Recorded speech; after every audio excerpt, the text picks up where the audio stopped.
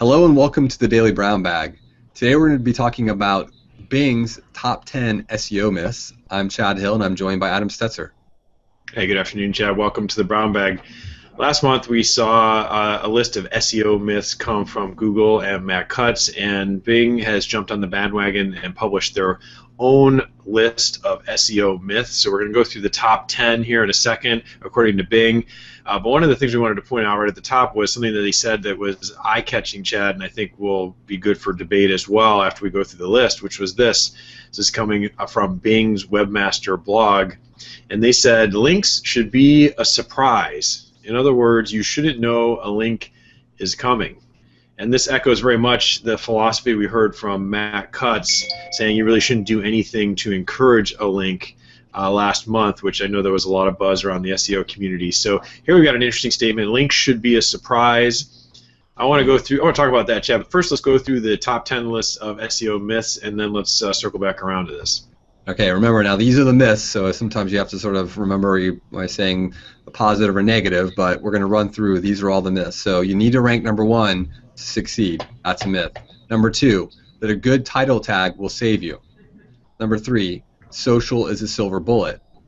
Number 4 myth, videos are the content silver bullet. I want to qualify that when he came out and said some people don't want to watch videos, and in many cases they increase the load time of the page.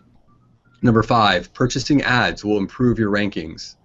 Number 6, you're the judge of quality content. Number 7, links are all you need. Number 8, markup boosts your rankings. Number 9, usability and SEO are not intertwined. And the final one is all you need is SEO. So Adam, of those myths, which one kind of stands out to you as one we should talk about?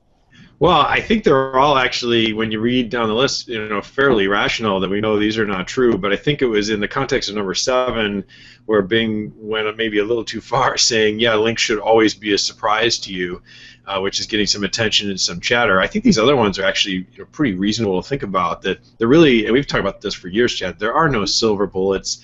You have to do everything in moderation. You think some things are really good, well, you got to let the market decide, you got to let the internet decide and test these things out, which is why we're always pushing people to test things quickly and cheaply, inexpensively, use the scientific method. So I read through this and think, oh, I agree with a lot of these things, but I think when it comes down to this impossible standard that Bing seems to be jumping on the bandwagon with Matt Cutts and Google on, which is getting a link should be a complete surprise. You really have no intention whatsoever of getting a link, and if you do, that somehow shifts you to the dark side. What's your thought on that, Chad? Well, I agree, Adam. I mean, I think it's like anything with PR. I agree that it is an impossible standard. Let's put it that way. So it is an impossible standard because when you're out and you're thinking about the time and effort that goes into creating a high quality piece of content, and then you're trying to promote that content. Oftentimes you certainly are promoting that content. In many cases, Adam is a great example. Like you would like to get that written about in an article.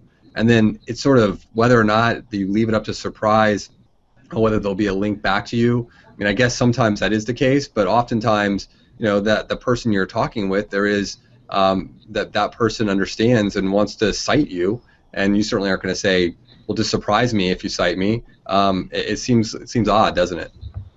Yeah, and the whole binary nature of your intentions also seems like something I have a difficult time understanding because, and you've said this in many of our videos and our brown bags before, Chad, it's very possible to want to really reach an audience, broadcast an interesting message, have something very valuable to say, and also hope to want to rank high in the search engines as a result.